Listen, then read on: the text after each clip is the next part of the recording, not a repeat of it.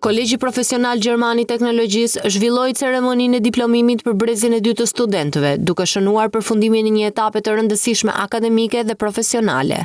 Aktivitetin mblodhi student, prindër, drejtues të institucionit, përfaqësues të industrisë dhe Kastrati Group, duke vënë theksin te arsimi profesional i orientuar drejt tregut të punës. Rektori i Kolegjit Profesional Gjerman të Teknologjisë, akademiku Jorgaj Kaçani, vlerësoi angazhimin e studentëve gjatë 2 viteve të fundit të studimit dhe theksoi se programet e kolegjit janë ndër më të kërkuarat në treg fal lidhjes së ngushtë me industrinë.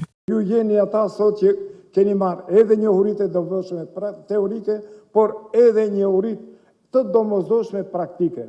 Profesor Luigi Gallantucci nga Universiteti Politeknik i Barit nënvizoi rëndësinë e bashkëpunimit ndërkombëtar dhe kombinimit të teorisë me praktikën.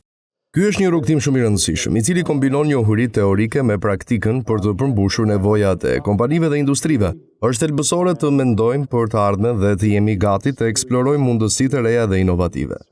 Genc Biçoku, përfaqësues i Kastrati Group, theksoi rolin kyç të arsimit profesional në zhvillimin ekonomik të vendit. Arsimi profesional është një nga shtyllat më të rëndësishme për zhvillimin ekonomik dhe përgatitjen e trimëve. Ndërsa përfaqësuesi i Alpsik, Arion Dakoli, bëri të ditur se një pjesë të diplomuarve të brezit të parë janë punësuar me njëherë, duke dëshmuar kërkesën e tregut për profesionistë të kualifikuar.